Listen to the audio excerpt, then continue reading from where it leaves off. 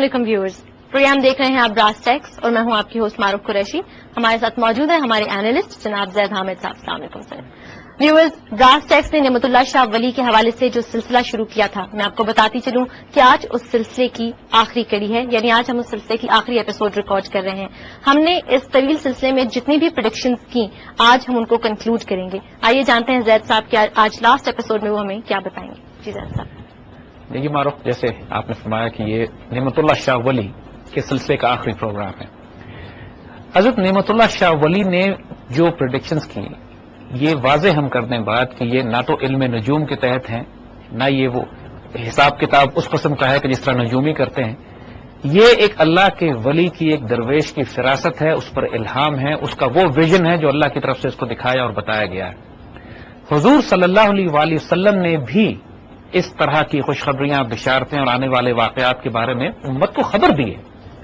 اور ہمارے تمام بزرگوں نے بھی، یعنی جو مسلمان تاریخ میں اس طرح کی بہت مثالیں ملتی ہیں کہ جو اللہ کی طرف سے بزرگوں کو کہیں خواب میں، کہیں مشاہدے میں، کہیں الہام کے ذریعے اللہ نے ان کی روحانی بلندی کے مطابق ان کو ان خبروں سے آگاہ کیا کہ وہ مسلمانوں کو جا کے بیدار کریں، آگاہ کریں، خوشخبریاں دیں. اور یہ باتیں صرف حضرت نعمت اللہ شاہ ولی نے نہیں کی ہیں، بہت بزرگوں نے کی ہیں.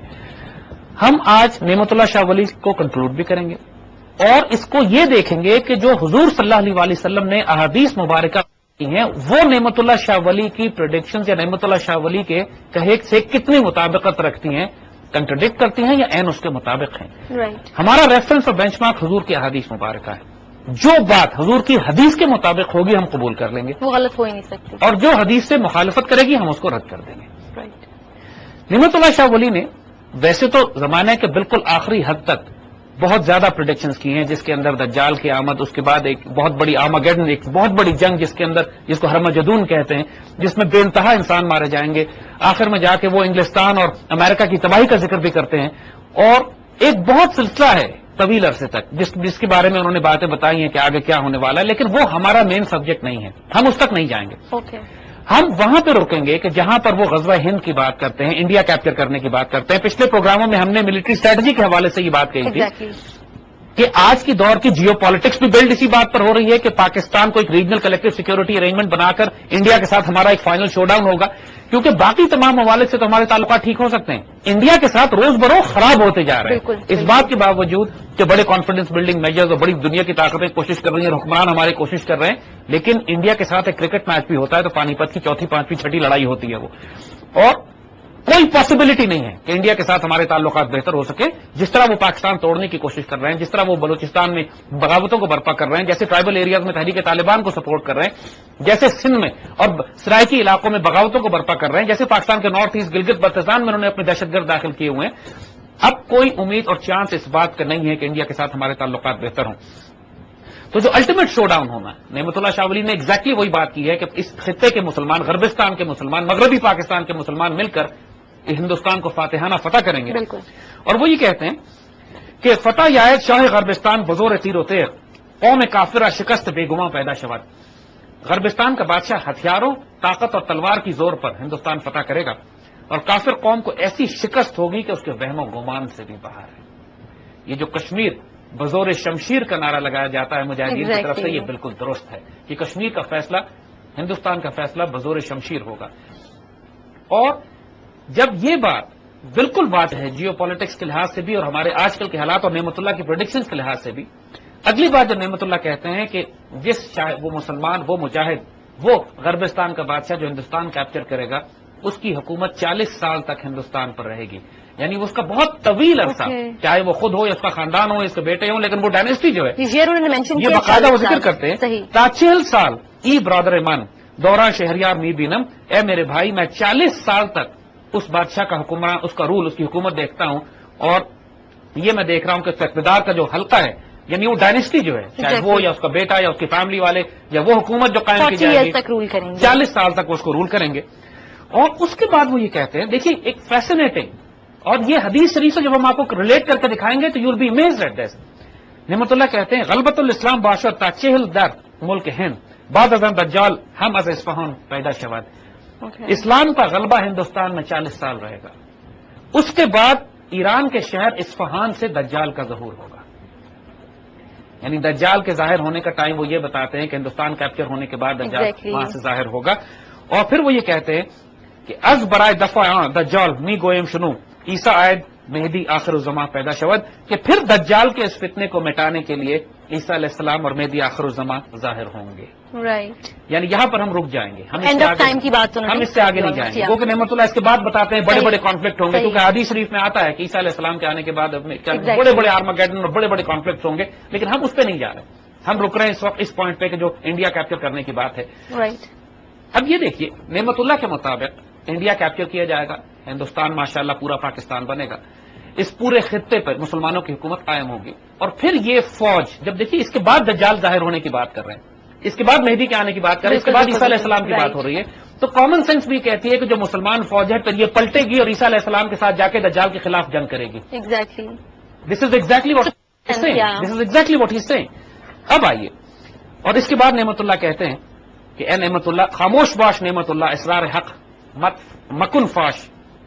اے نعمت اللہ خاموش ہو جاؤ، اللہ کے راز مت کھولو. اپنے آپ کو انہوں نے چھوٹی سی کہ ساری باتیں تو کھول چکے ہو، اب چپ ہو جاؤ. یہاں پہ نعمت اللہ کو ہم کنکلوڈ کرتے ہیں، لیکن اس کو ہم سپورٹ کس طرح کریں گے؟ احادیث شریف سے.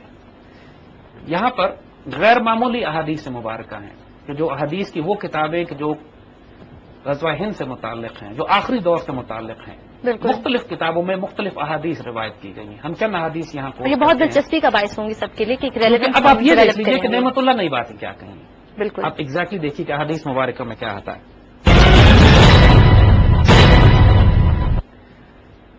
یہ حدیث حضرت صفوان بن عمر سے مروی ہے. کہتے ہیں کہ انہیں کچھ لوگوں نے بتایا کہ حضور صلی اللہ علیہ وسلم نے فرمایا کہ میری امت کے کچھ لوگ ہندوستان سے جنگ کریں گے اور اللہ تعالیٰ ان کو فتح عطا فرمائے گا، حتیٰ کہ وہ ہندوستان کے بادشاہوں کو بیڑیوں میں پکڑ کر جکڑ کر لے کر آئیں گے. اللہ تعالیٰ ان مجاہدین کی مغفرت فرمائے گا. جب یہ پلٹیں گے واپس آئیں گے یہ مجاہدین تو شام میں عیسیٰ علیہ السلام کو موجود پائیں گے. اب دیکھیے یہ بات بالکل کلیئر ہے کہ اس میں انہوں نے وقت کا تعین نہیں کیا ہے ہندوستان کیپچر ہونے کے کتنے سال کے بعد ہوں گے، لیکن واقعی کا سیکوینس ایگزیکٹلی وہی ہے. بالکل سیکوینس وہی ہے کہ پہلے ہندوستان کیپچر کیا جائے گا، پھر یہ لوگ یہاں ٹھہریں گے، اس کے بعد کچھ عرصے کے بعد یہ عیسیٰ علیہ السلام کی مدد کے لیے فلسطین جائیں گے یا دجال ظہور ہوگا. اس کو مور ڈیٹیل میں یہاں پر ایگزیکٹلی وہی بات ہے جو نعمت اللہ شاہ ولی فرما رہے ہیں. ایک اور حدیث ہے یہ جو حضرت نعیم بن حماد نے اپنی کتاب الفتن میں روایت کیا ہے، اور یہ حضرت ابو ہریرہ رضی اللہ تعالیٰ عنہ سے روایت ہے. فرماتے ہیں حضرت ابو ہریرہ سے روایت ہے کہ حضور نے فرمایا کہ تمہارا ایک لشکر ہندوستان سے جنگ کرے گا، اللہ ان مجاہدین کو فتح عطا فرمائے گا، حتیٰ کہ مجاہدین اس ہند کے بادشاہوں کو بیڑیوں میں جکڑ کر لے کر آئیں گے. یہ بالکل ذکر انہوں نے کیا تھا، بیڑیوں کا بھی انفیکٹ کیا، بیڑیوں کا بھی ذکر انہوں نے کیا تھا. اللہ تعالیٰ اس جہاد عظیم کی برکت سے مجاہدین کی مغفرت فرمائے گا. پھر جب وہ مسلمان واپس پلٹیں گے تو عیسیٰ علیہ السلام کو شام میں پائیں گے، یعنی دجال کا ظہور ہو چکا ہوگا. وہ ایگزیکٹلی وہی سیکوینس ہے. حضرت ابو ہریرہ نے فرمایا کہ اگر میں نے وہ غزوہ پایا تو اپنا نیا اور پرانا سب مال بیچ دوں گا اور اس میں شرکت کروں گا. جب اللہ تعالیٰ نے ہمیں فتح عطا فرما دی اور ہم واپس پلٹے تو میں ابو ہریرہ آزاد ہوں گا جو ملک شام میں اس شان سے آئے گا کہ وہاں عیسیٰ ابن مریم کو پائے گا. یا رسول اللہ اس وقت میری شدید خواہش ہوگی کہ میں ان کے پاس پہنچ کر انہیں بتاؤں کہ میں آپ کا صحابی ہوں. حضرت ابو ہریرہ کی خواہش تھی کہ شاید ان کی زندگی میں یہ ہو اور وہ ہندوستان کیپچر کریں پھر واپس پلٹیں اور عیسیٰ علیہ السلام سے ملے اور ان کو بتائیں کہ میں حضور کا صحابی ہوں. اس راوی کا بیان ہے کہ حضور صلی اللہ علیہ وسلم حضرت ابو ہریرہ کی اس بات پر مسکرا پڑے اور مسکرا کے فرمایا بہت مشکل یعنی آپ کے ساتھ نہیں ہوگا. اس حدیث کو نعیم بن حماد نے اپنی کتاب الفتن میں روایت کیا ہے. حضرت صوبان سے روایت ہے حضور نے فرمایا کہ میری امت میں 2 ایسے گروہ ہوں گے جنہیں اللہ نے محفوظ کر دیا جہنم کی آگ سے. ایک گروہ جو ہندوستان پر چڑھائی کرے گا، دوسرا وہ جو عیسیٰ علیہ السلام کے ساتھ ہوگا، عیسیٰ ابن مریم کے ساتھ ہوگا. اب یہ باتیں دیکھیے اور اس طرح کی بہت ساری احادیث ہیں جو کہ کس طرف پوائنٹ کر رہی ہیں. یہ بات بالکل واضح ہے کہ احادیث مبارک ایگزیکٹلی وہی بات احادیث میں جو آئی ہے نعمت اللہ شاہ ولی نے اس کی 100 And that is why we say کہ نعمت اللہ کو we take it very seriously and we need to build on the basis of the spiritual intelligence. ہمیں اپنی ملٹری اسٹریٹجی بلڈ کرنی ہے. اگر آپ مسلمان دنیا میں اس بات کو عام کر دیں کہ ہندوستان کی فتح کرنے میں اجر ہے، ہندوستان کے ساتھ جنگ کرنے میں اجر ہے، یہ امت مسلمہ کا بدترین دشمن ہے. یہ مسلمانوں کا بھی، چاہے وہ عرب ممالک ہوں، چاہے مسلمان ہوں، چاہے سینٹرل ایشین ہوں، جو بدترین دشمن ہنود اور یہود، the Zionists of both axes دی جوش زائنسٹ اینڈ ہندو زائنسٹ. یہ وہ جو انسانیت کی بھی دشمن ہے، اپنی قوم کے دشمن بھی ہیں اور مسلمانوں کی بھی دشمن ہے. ان سے تجارت کرنے میں اجر نہیں ہے، ان سے کانفیڈنس بلڈنگ میجرز میں اجر نہیں ہے، ان کو کیپچر کرنے میں کیونکہ آپ کو رزلٹ پتا ہے اس کا، اور ہمیں رزلٹ بھی معلوم ہے اور ہم کو یہ بھی معلوم ہے کہ کبھی ان کے ساتھ دوستی ہماری نہیں ہو سکتی. ایگزیکٹلی. اس سارے راز کے لیے، اس سارے کھیل کے لیے اللہ تعالیٰ نے جس ملک کو سینٹر آف گریوٹی کے طور پر بنایا وہ پاکستان ہے، نو ڈاؤٹ. اب یہ بات جو ہم کر رہے ہیں وہ صرف ہم نعمت اللہ شاہ ولی کے حوالے سے نہیں کر رہے، یعنی ہم اب کچھ بزرگوں کے حوالے سے بات کریں گے جو آج کل کے کنٹمپرری ہیں، ہمارے آس پاس کے ایسے اسٹیبلش اور ایسے لوگ ہیں کہ جن کی کریڈیبلٹی ڈاؤٹ نہیں کی جا سکتی، جو اللہ کے ولی ہیں، جن کے ماشاءاللہ آج بھی پاکستان میں جن کا بے انتہا فیض جاری ہے، جو وقت کے اولیاء ہیں مختلف ڈیوٹیوں پہ، مختلف جگہوں پہ، لیکن سب کے سب اس روحانی دنیا سے کنیکٹڈ، اللہ کے رازوں میں صرف راز جاننے والے، اللہ خود وہ بندے جو خودی کے ترجمہ بھی ہیں، خدا کے رازدار بھی ہیں، وہ لوگ جو اللہ کی طرف سے مختلف ڈیوٹیز پہ معمور کیے جاتے ہیں اس روحانی نظام کو چلانے کے لیے. ان بندوں میں ایک بہت ہی نیک مبارک وجود صوفی برکت علی صاحب کا ہے. رائٹ. ان کی یہ کتاب بھی ابھی لیٹسٹ شائع ہوئی ہے محب پاکستان کے نام سے، یعنی لور آف پاکستان، پاکستان سے پیار کرنے والے. محب پاکستان. صوفی برکت علی صاحب فیصل آباد کے پاس سمندری روڈ پہ دارالاحسان کے نام سے آپ کا ایک مقام ہے، وہیں پہ آپ کا مزار بھی ہے. صحیح. اور جو فیض آپ کا کس دور میں ابھی 91 92 میں انتقال کیا، ابھی لیتے ہیں. Right right right. اور اتنا خوبصورت فیض ان کا پھیلا، اور ان کے بارے میں تو دشمن بھی کہتے ہیں، ان کے مخالفت کرنے والے بھی کہ اللہ کے ولی فقیر درویش. صوفی برکت علی صاحب کے ہم الفاظ آپ کو سناتے ہیں جو اس کتاب میں انہوں نے کوٹ کیے ہیں، اور ان کے تمام جو ان سے وابستہ افراد ہیں وہ جانتے ہیں اس بات کو. وہ یہ کہتے ہیں کہ یہ خود اپنی زبان سے انہوں نے بات کی ہے، دیوانے کا حوالہ دیا ہے لیکن ہیں ان کے الفاظ، کہتے ہیں کہ ایک دیوانہ کے جنگل میں دن کے چن رہا تھا اور کہہ رہا تھا کہ وہ دن دور نہیں ہے کہ جب پاکستان کی ہاں اور نہ میں دنیا کے فیصلے ہوں گے. اقوام متحدہ فیصلہ کرنے سے پہلے پاکستان سے پوچھے گی کہ ہم اس کام کو کریں یا ہم اس کام کو نہ کریں. ان کو 91 میں آپ کا انتقال ہوا. کہتے ہیں کہ بندے پیدا ہوتے رہیں گے، آتے رہیں گے، جاتے رہیں گے، لیکن یہ آواز مکتوب کر دی گئی ہے، لکھ دی گئی ہے. وہ بڑا خوبصورت شعر ہے ان کا. یہ کہتے ہیں کہ یہ صدا میری نہیں، میری نہیں، یہ جو بات میں کہہ رہا ہوں یہ میری صدا نہیں ہے. یہ بھی پوئٹ تھے، انہوں نے شاعری بھی تھوڑی سی کی. یہ صدا میری نہیں، میری نہیں، یہ تو ہے منشائے رب بالیقین، یعنی میرے رب کی یہ منشا ہے اور یقین سے میں بات کر رہا ہوں. بلکہ ایک جگہ تو انہوں نے یہ فرمایا کہ کہتے ہیں، میں الک نگری میں ممتاز مفتی الک نگری میں بابا جی کو کوٹ کرتے ہوئے صوفی برکت علی صاحب کو کہتے ہیں کہ لوگوں جان لو کہ ایک وقت آنے والا ہے کہ UN کوئی قدم اٹھانے سے پہلے پاکستان سے پوچھے گی کیا میں یہ قدم اٹھا لوں. اس وقت ہم رخصت ہو چکے ہوں گے، لیکن اگر ایسا نہ ہوا آ کے میری قبر پر تھوکنا. یعنی اتنا بڑا چیلنج انہوں نے دیا کہ اگر ایسا نہ ہوا تو آ کے میری قبر پہ تھوکنا. ممتاز مفتی اس پر لکھتے ہیں کہ میں بزرگ کے اتنے بڑے دعوے پر حیران و پریشان رہ گیا کہ یا اللہ یہ پاکستان کیا شے ہے، کیوں لوگ اس کی عظمت کی باتیں کرتے ہیں. دیکھیے یہ پاکستان اللہ کے رازوں میں سے ایک راز ہے. لوگ اس بات کو نہیں جانتے ہیں کہ اللہ تعالیٰ نے جب آخری دور کا یہ عروج کرنا ہے مسلمانوں کا، اس کا مرکز پاکستان ہے. یہ 27 رمضان المبارک کو بننے والا یہ ملک جس کے نام کا مطلب مدینہ طیبہ ہے، پاکستان کا مطلب جو مدینہ طیبہ ہے، جو مدینہ طیبہ ثانی ہے، جو 40-50 لاکھ شہداء کے سائے میں بنا ہے، جو اللہ تعالیٰ کے خاص کرم سے قائم کیا گیا، خاص کرم سے قائم رکھا گیا. اس کے پیچھے ایک بہت بڑا مقصد ہے. اتنی بڑی روحانی دنیا اس ملک کی حفاظت کرنے کے لیے متعین کی گئی ہے. جو فیصلے کر دیے گئے، اب صرف یہ ہو رہا ہے کہ کون خوش نصیب ہوگا، کون بد نصیب ہوگا، کون اس ملک کو نقصان پہنچائے گا. خشفاق احمد صاحب اس کی مثال صالح علیہ السلام کی اونٹنی سے دیتے ہیں. فرماتے ہیں کہ جس طرح صالح علیہ السلام کی اونٹنی معجزے سے بنی تھی، نشانی کے طور پر قائم کی گئی تھی، اور جس نے اس اونٹنی کو نقصان پہنچایا اس قوم کو ہی تباہ کر دیا گیا، اور جس نے اس اونٹنی کی عزت کی اللہ نے اس کی حفاظت کی اور اس کو بچا کے رکھا. پاکستان صالح علیہ السلام کی اونٹنی کی طرح. یہ خوبصورت مثال دی انہوں نے. اور اس پاکستان کو نقصان پہنچانے والوں کے ساتھ نسلیں تباہ و برباد، اور اس پاکستان کی حفاظت میں ایک اینٹ رکھنے والوں کے 100 گنا معاف. رب نے کرم اس پر کرنا ہے. دیکھیے جب بات ہوتی ہے اتنے بڑے بڑے فیصلوں کی، جب لتفتحن القسطنطنیہ کی بشارت دے دی گئی کہ قسطنطنیہ لازمی فتح ہوگا، وہ امیر بھی جنتی ہے، وہ فوج بھی جنتی ہے جو اس کو کیپچر کرے گی. تو فوج میں تو گناہگار اچھے برے سب لوگ ہوتے ہیں، لیکن اس جنگ میں، اس موقع پہ، اس جہاد میں شریک ہونے کی وجہ سے سارے گناہ مغفرت اللہ تعالیٰ کی طرف سے کہ مشن بہت بڑا ہے. اسی طرح غزوہ ہند کے حوالے سے فرمایا جو بھی سارے کانفلکٹ ہیں پاکستان بننے کے بعد، چاہے وہ 1948 کی کشمیر کی جنگ ہو، چاہے ہمارا 65 کی وار ہو، چاہے 62 کا رن آف کچھ کا مارکا ہو، چاہے 71 میں ہمارا کرائسس ہو، پھر کارگل کا کانفلکٹ ہو، پھر آنے لائن آف کنٹرول کی جھڑپیں ہوں، ایوری تھنگ ہو رہا ہے. یہ غزوہ ہند کی تیاری ہے. اس میں شریک ہونا، اس میں اجر حاصل. علماء کی تو یہ بھی رائے ہے کہ ہندوستان سے ہر جنگ کرنا غزوہ ہند کا اجر رکھتی ہے. every engagement with the Indians, with the Hindu Zionists, کیونکہ یہ ایونٹس even ایکچولی اس طرف جا رہے ہیں، جہاں اسی طرف رہیں، تو ہمارے وہ تمام سپاہی اور فوجی جو لائن آف کنٹرول پہ آج کھڑے ہیں وہ غزوہ ہند میں شریک ہیں، ہمارے وہ تمام سولجرز جو تمام ہمارے F-16 فائٹر پائلٹ، ہمارے وہ سب مرینز کے ہمارے کرو اگسٹا 90B کے جو پیٹرولنگ کر رہے ہیں انڈیا کے خلاف، وہ غزوہ ہند میں شریک ہیں، وہ تیاری کر رہے ہیں اس بڑے کانفلکٹ کے لیے، اس بڑے شو ڈاؤن کے لیے جس نے آنا ہے۔ اس غیر خوش نصیبی کو تو دیکھو لکی کہ جو اس پاکستان کے نصیب میں دے دی گئی ہے اور ہماری آرم فورسز کو دے دی گئی ہے، اور یہ کوئی چھوٹی بات نہیں ہے، اس آرم فورسز سے اللہ کتنا بڑا کام لینے جائے گا۔ کی وجہ ہم آپ کو ایک واقعہ اور سناتے ہیں۔ دیکھیے، اس سے پہلے ممتاز مفتی الک نگری میں تو اس طرح کی الک نگری میں تو ممتاز مفتی نے کمال ہی کر دیا ہے، مطلب وہ ایک ایسی دنیا کو ممتاز مفتی کی ڈیوٹی کچھ لگی تھی، کچھ 4-5 دوست تھے، اشفاق احمد صاحب تھے، قدرت اللہ شہاب تھے، ممتاز مفتی تھے، واصف علی واصف تھے، ابن انشا تھے۔ صحیح، اس میں ابن انشا تو چپ رہے، وہ تو انشا جی اٹھو اب پوچھ کرو، اس شہر میں جی کو لگانا کیا پہ، انہوں نے اپنا آپ کو چھپا گئے، بالکل تھے بڑے ہوشیار لیکن چھپا گئے۔ اوکے، لیکن ممتاز مفتی، اشفاق احمد اور قدرت اللہ شہاب اور ان کے ساتھ جو خاتون ہیں بانو قدسیہ، یہ رازدار لوگ ہیں، پراسرار لوگ ہیں، ان کی ڈیوٹیاں لگی ہیں، اس میں سے سارے گزر چکے ہیں، بانو قدسیہ باقی ہیں، اللہ انہیں سلامت رکھے۔ آمین۔ اور یہ رازدار لوگ اللہ تعالیٰ کے ان رازوں کو امپلیمنٹ بھی کرتے تھے، بیان بھی کرتے تھے۔ قدرت اللہ شہاب کی اتنی بڑی ڈیوٹی تھی، اشفاق احمد صاحب کی عزت کون نہیں جانتا اس معاشرے میں؟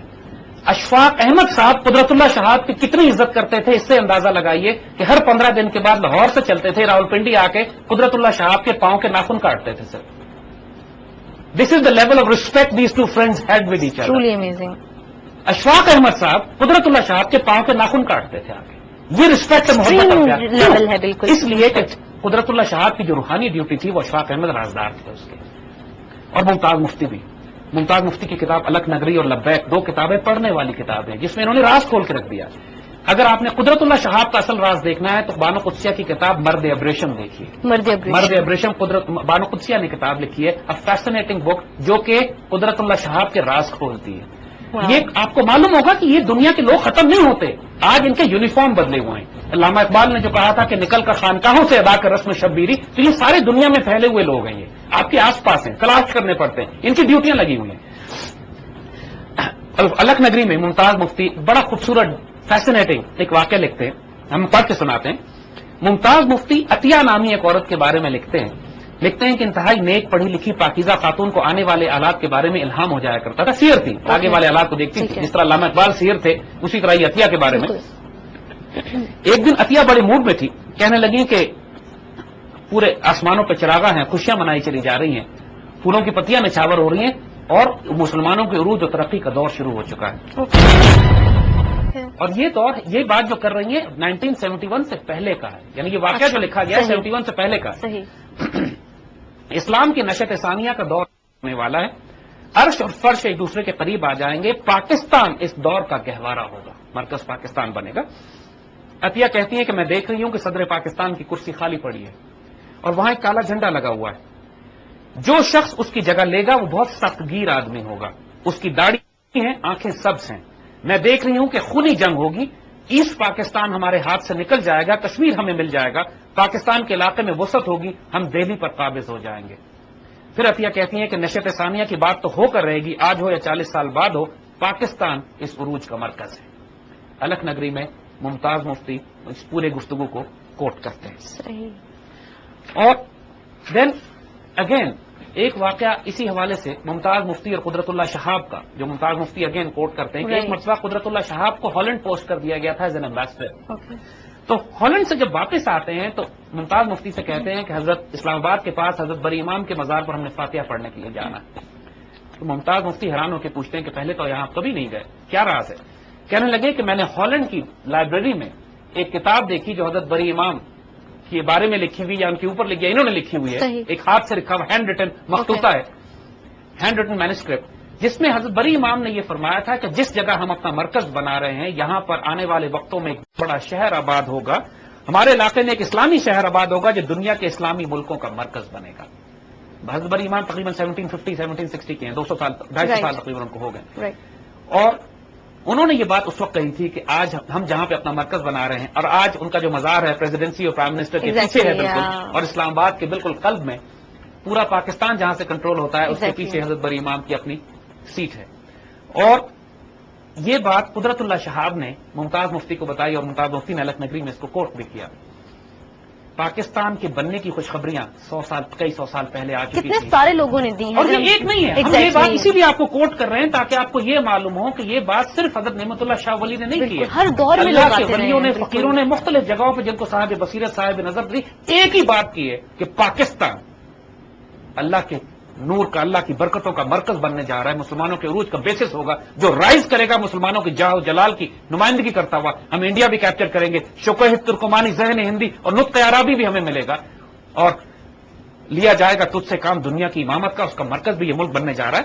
حضرت مہاجر مکی کا ایک واقعہ 1857 کا واقعہ ہم نے اپنی سیریز میں پہلے بھی سنایا ہے کہ نعمت اللہ شاہ حضرت مہاجر مکی کے جو خلیفہ تھے حضرت عبد المعبود جن کے جو 162 سال کی عمر میں جنہوں نے انتقال فرمایا تھا, 1857 کی جنگ آزادی کے موقع پر حضرت مہاجر مکی جنہوں نے انگریزوں کے ساتھ جنگ کے دوران ایک اسلامک اسٹیٹ قائم بھی کر لی تھی لیکن انگریزوں نے پھر اس کو قبضہ کر لیا اور حضرت مہاجر مکی کو گرفتار جب کر لیا گیا تو اس وقت ان کو خوشخبری دی گئی تھی کہ جو حالات آپ دیکھ رہے ہیں فکر نہ کیجیے, 90 سال کے بعد جو پودا آپ نے لگایا ہے اس میں پھل پھول پھوٹنے لگیں گے, پھول اس میں نکلیں گے اور 90 سال کے بعد آپ کو اپنے اس سارے مشن کی تعبیر نظر آئے گی جو اللہ نے قبول کر لی ہے, but you will see it after 90 years, جو پاکستان 1947 میں جو بنتا ہے. اور اس بات کی گواہی حضرت عبد المعبود صاحب نے دی ہے. عبد المعبود صاحب جو ابھی اسلام آباد کے قبرستان میں قدرت اللہ شہاب کی قبر کے پیچھے دفن ہے اور ان کی قبر پہ لکھا ہے 162 سال عمر, اور جنہوں نے 70 سے زائد حج کیے تھے اور آج بھی ان کے خلفاء ان کے مرید اور ان سے محبت اور تعلق رکھنے والے عقیدت مند زندہ ہیں جو عینی گواہ ہیں ان ساری واقعات کے. اور ہماری باتیں بھی ہوتی ہیں, رابطے بھی ہیں ان سے, تعلق بھی ہے, لوگ اپنے واقعات بھی سناتے ہیں جو کتابوں میں بھی نہیں لکھے گئے لیکن لوگوں کے سینوں میں ہیں اور لوگ ہمیں ان واقعات کو سناتے ہیں. تو اللہ کے نیک بندوں نے یہ ساری خوشخبریاں اور بشارتیں بہت پہلے دی تھی. حضرت شاہ ولی اللہ نے دہلوی نے اپنی کتاب فیوز الحرمین میں درج کیا ہے کہ مسلمان انڈیا کو دوبارہ فتح کر لیں گے. شاہ ولی اللہ 1757 کی اسی دور میں. پھر ایک اور بزرگ سید ذوقی شاہ صاحب نے اپنی کتاب تربیت الاشاق میں تحریر کیا ہے کہ مسلمان انڈیا کو یقیناً دوبارہ فتح کر لیں گے لیکن اس فتح سے پہلے ان کو سخت امتحانات سے آزمائشوں سے گزرنا پڑے گا. اب دیکھیے, this brings us to the conclusion, the ultimate conclusion. یہاں پر بھی ہم قدرت اللہ شہاب کو کوٹ کریں گے. پاکستان آج جو ملک ہے, ایک بہت بڑا پروپیگنڈا پاکستان کے خلاف یہ کیا جا رہا ہے کہ ہم اپنے ڈیفنس پہ بہت زیادہ خرچ کر رہے ہیں, نیوکلیر اور میسائل پروگرام پہ خرچ کر رہے ہیں, ڈیفنس کا بجٹ ختم کر دینا چاہیے, فوج کو توڑ دینا چاہیے, چھوٹا کر دینا چاہیے, فوج بجٹ کھا جاتی ہے. یہ ساری باتیں ہمارے اوپر خرافات مسلط کرنے کی میسو پروپیگنڈا کیا جاتا ہے. فوج کرپٹ ہے, فوج کے ادارے خراب ہیں. اب ہم آپ کو ایک واقعہ سناتے ہیں. یہ قدرت اللہ شہاب نے شہاب نامہ میں لکھا ہے, and I would like to quote this here. Qudratullah شہاب اپنی کتاب شہاب نامہ میں لکھتے ہیں کہ 1959 میں, ڈیٹ یاد رکھیے گا, 1959 میں جب میں یونیسکو کے ایگزیکٹو بورڈ کا ڈائریکٹر تھا تو میرے مراسے میں ایک صاحب سے ہو گئے جو مشرقی یورپ کے باشندے تھے. ان کا ملک روس کے حلقہ اقتدار میں جکڑا ہوا تھا, وہ اس بات پہ سخت ناراض تھے. ایسٹرن یورپ کا کوئی صاحب تھا, انگریز عیسائی ہوگا ظاہر ہے. اس نے قدرت اللہ شہاب سے کہا کہ گو کہ روس اور امریکہ ایک دوسرے کے دشمن ہیں لیکن بعض باتوں میں اپنے مفاد کی خاطر دونوں ایک ہی پالیسیز اختیار کر لیتے ہیں اور ایک دوسرے سے تعلقات بڑھا لیتے ہیں. قدرت اللہ شہاب نے پوچھا مثلاً, انہوں نے کہا مثلاً پاکستان. میری درخواست پر انہوں نے وضاحت کی, قدرت اللہ نے جب ان سے پوچھا تو وضاحت کرتے ہیں یہ بات ڈھکی چھپی نہیں ہے کہ پاکستان کی مسلح افواج کا شمار دنیا کی اعلیٰ ترین افواج میں ہوتا ہے. یہ حقیقت نہ روس کو پسند ہے نہ امریکہ کو. روس کی نظر افغانستان کے علاوہ بحیرہ عرب کی جانب بھی ہے. یاد رکھیے 1959 کی بات ہو رہی ہے, 79 میں سوویت انویژن ہوتی ہے اور وہ بالکل افغانستان سے وارم واٹرز کی طرف جا رہے ہیں. 20 سال پہلے یہ باتیں سب کو پتا تھی کہ پورا گیم پلان کیا بلٹ ہو رہا ہے. اس کے علاوہ روس کو بھارت کی خوشنودی بھی حاصل کرنا ضروری ہے. ان تینوں مقاصد کی راہ میں جو چیز حائل ہے وہ پاکستان کی فوج ہے. یاد رکھیے گا, یہ ایسٹ یورپین 1959 میں کہہ رہا ہے کہ پوری دنیا کے کفر کو, چاہے وہ روس ہو, امریکنز ہو, انڈینز ہو, اسرائیلیز ہو, ان کی راہ میں اگر کوئی رکاوٹ ہے, ہم یہ ڈسکس کر چکے ہیں پاکستان کا نیوکلیر اور missile potential, Pakistani arm forces. اس وقت مڈل ایسٹ میں بھی ہماری وجہ سے امن اور استحکام ہے اور اس خطے میں بھی, ساؤتھ ایسٹ ایشیا کے اندر بھی خطے میں اگر پاکستان کے آرم فورسز کو آپ نکال دیتے ہیں تو اس کے بعد نہ اسرائیل کو کوئی روکنے والا ہے نہ ہندوستان کو روکنے والا ہے. 1959 میں ایسٹ یورپین وہ کہتا ہے امریکہ کا مقصد مختلف ہے. امریکہ کی اصل اور بنیادی وفاداری اسرائیل کے ساتھ ہے. یہ بھی سب جانتے ہیں کہ اگر کسی وقت اسلامی سطح پر جہاد کا فتویٰ جاری ہو گیا تو پاکستان ہی وہ واحد ملک ہے جو جہاں کی مسلح افواج اور نہتی آبادی مزید کسی حکم کا انتظار کیے بغیر جہاد سے سرشار ہو کر اسرائیل کے خلاف اٹھ کھڑی ہوگی. یاد رکھیے یہ بات ایسٹ یورپین کہہ رہا ہے 1959 میں قدرت اللہ شہاب کو.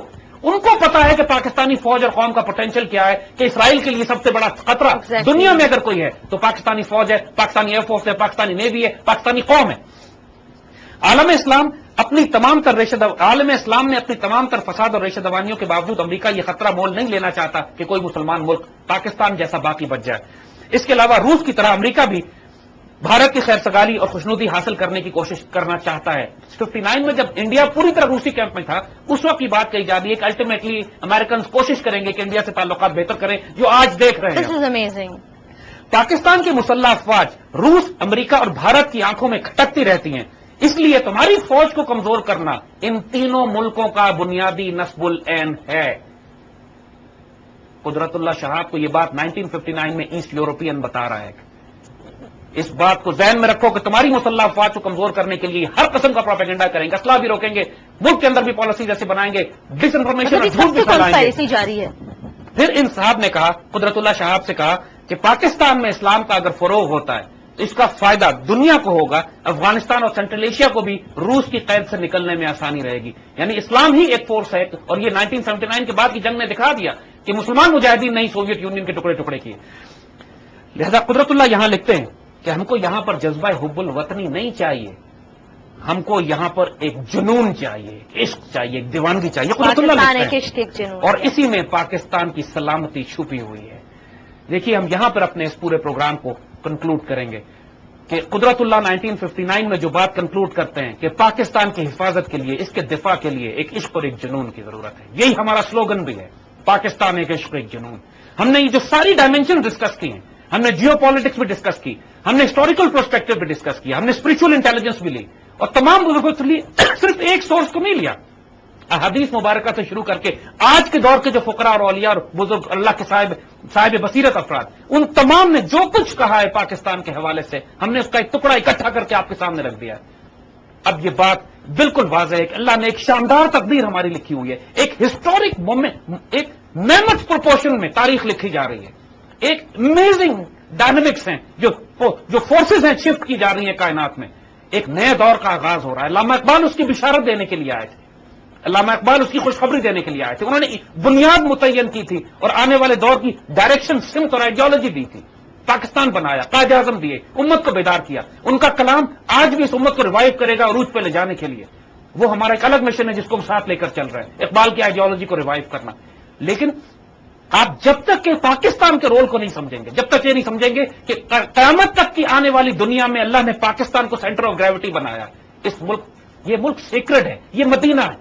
اس ملک کی خاطر جان مال عزت آبرو قربان کرنا سستا سودا ہے, اس پر کبھی کمپرومائز مت کرنا. اور یہ بھی بات واضح ہے کہ اس ملک میں اعلیٰ ترین شاندار قیادت آنے والی ہے. یہ جو حکمران یا وہ لوگ جو اس پاکستان کو نقصان پہنچانے کے لیے, یا اپنا پیٹ بھرنے کے لیے, اپنی شہوت کے لیے, یا اپنی خواہشات نفس کے لیے اس ملک کو لوٹ رہے ہیں, تباہ کر رہے ہیں, بدنصیب لوگ ہیں. یہ تباہ برباد کر دیے جائیں گے. ان میں اگر ذرا بھی ہوش ہے تو توبہ کریں, اس صالح علیہ السلام کی اونٹنی کو نقصان نہ پہنچائے, ورنہ ان کو رون دیا جائے گا اسی طرح جس طرح صالح علیہ السلام کی قوم کے ان افراد کو روندا گیا تھا جنہوں نے اس اونٹنی کو نقصان پہنچایا. اللہ اس پاکستان کا حامی اور ناصر ہے, اور اللہ ہمیں ان لوگوں میں شامل کرے کہ جو اس پاکستان کی حفاظت میں, اس کے دفاع میں جان مال عزت آبرو قربان کرنے والے ہیں, جو غزوہ ہند میں جن کا نام لکھا جائے گا, جو حضور کی بشارت کے مطابق شہید ہوں گے تو افضل الشہداء ہوں گے, اور اگر بچ گئے تو جہنم کی آگ سے آزاد غازی ہوں گے. انشاءاللہ یہ ہمارا نصیب ہے. بہت شکریہ زید صاحب. آئی تھنک آج جتنی بھی باتیں ہم نے ڈسکس کی ہیں وہ اتنی پازیٹیو ہیں کہ ایک وہ پاکستان کے بارے میں جو نیگیٹو امیج, اسپیشلی جو یوتھ کو ایک وہ نیگیٹو کر دیا جاتا ہے, وہ ذہن سے آج نکل گیا میرے خیال سے. And this is so fascinating, even I my self feel like become a part of غزوہ ہند. Thank you so very much زید صاحب. ویورز, آئی ہوپ کہ آپ کے لیے آج کا یہ پروگرام جو ہے بہت فیسنیٹنگ ہوگا. ہم نے اس میں بہت سارے واقعات پورے سلسلے میں ڈسکس کیے نعمت اللہ شاہ ولی کے, اسپیشلی یوتھ کو میں کہوں گی کہ پاکستان کے سنہرے مستقبل کی تاریخ, جیسا کہ ہم بار بار کہتے ہیں, لکھی جا چکی ہے. اپنے آپ کو اس سنہرے مستقبل کا حصہ بنائیے. انشاءاللہ براس ٹیکس میں ہم اگلے مزید سلسلے جو ہے ان کا آغاز کریں گے. وہ کیا ہوں گے, وہ ایک چھوٹا سا ہم سیکرٹ رکھتے ہیں. انشاءاللہ آئندہ پروگرامز میں اس کے اوپر بھی بات ہوگی. بہت شکریہ, اجازت دیجیے گا. اللہ حافظ.